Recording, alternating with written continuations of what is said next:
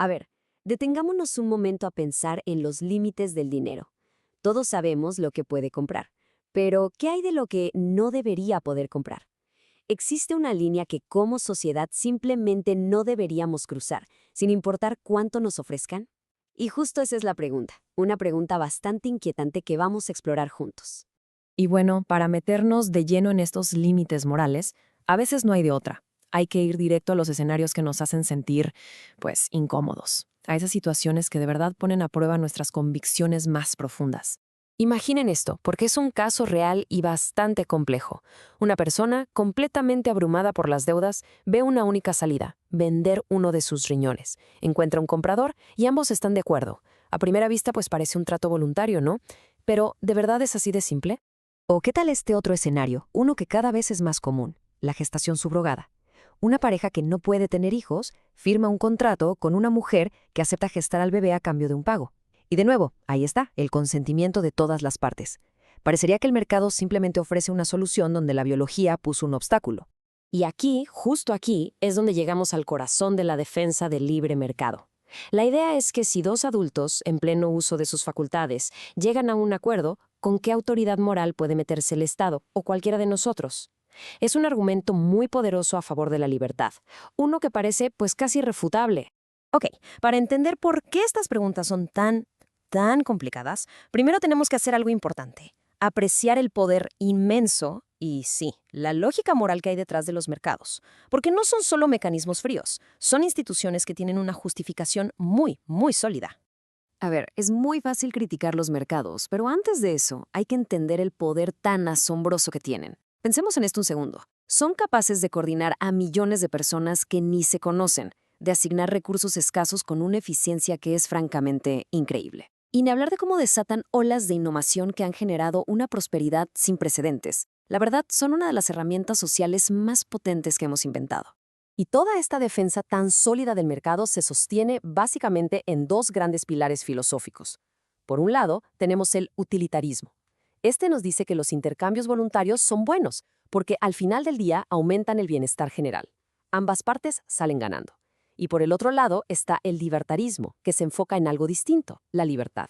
Para ellos, prohibir un acuerdo voluntario es un ataque directo a nuestra autonomía como personas.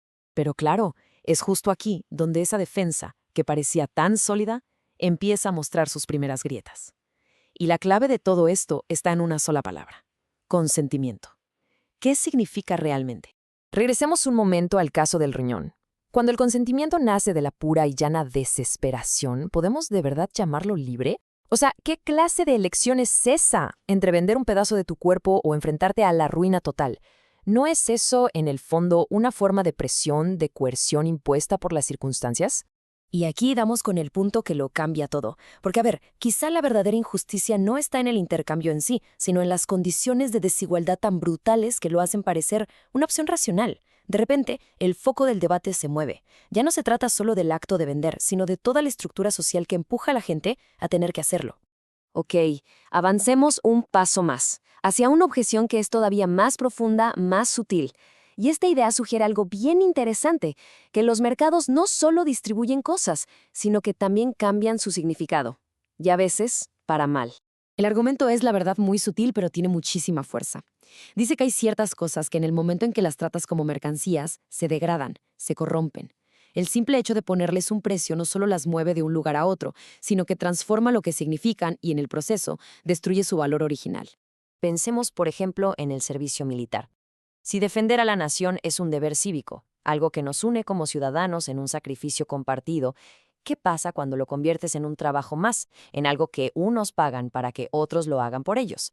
¿No se devalúa el significado mismo de patriotismo? O a ver, pensemos en las universidades. Se supone que su propósito es reconocer el mérito, el talento, el esfuerzo. Pero ¿qué pasa si empiezan a vender lugares al que pague más? Pues que la misión original se corrompe. El honor académico de repente pierde todo su valor. Y quizás el ejemplo más potente de todos, la política. Si el dinero puede comprar influencia o el tiempo de un legislador, entonces la democracia deja de ser este espacio de ciudadanos iguales y se convierte en una mercancía más, una a la que solo tienen acceso los que pueden pagarla. Y con esto llegamos a un giro total en el debate, porque la discusión ya no es sobre eficiencia, ya no es si el mercado funciona bien para repartir algo. La pregunta se vuelve moral. Ya no es ¿podemos ponerle precio a esto?, sino ¿debemos hacerlo? Y todo esto nos lleva a una distinción final, una que es absolutamente clave para entender el mundo en que vivimos. Y es la diferencia entre tener una economía de mercado y convertirnos, como sociedad, en una sociedad de mercado. No es lo mismo. Es que aquí es donde se ve el verdadero peligro. El proceso es lento, gradual, pero al final es destructivo. Primero el dinero empieza a comprar acceso a lo más fundamental: mejor educación, mejor salud, influencia política. Con el tiempo, esta desigualdad económica se transforma en algo mucho más profundo. Los ricos y los pobres empiezan a vivir literalmente en mundos paralelos. Se va perdiendo el terreno común, esa idea de que todos somos parte de una misma ciudadanía. Y esto nos deja con la pregunta con la que empezamos, pero ahora con mucho más peso. A ver, una economía de mercado es una herramienta, y puede ser una herramienta muy útil, pero una sociedad de mercado, eso es otra cosa. Es un lugar donde todo, absolutamente todo, está a la venta. Decidir dónde pintamos la raya entre una y otra no es nada más un debate económico. Es quizá el desafío moral y político más grande de nuestro tiempo.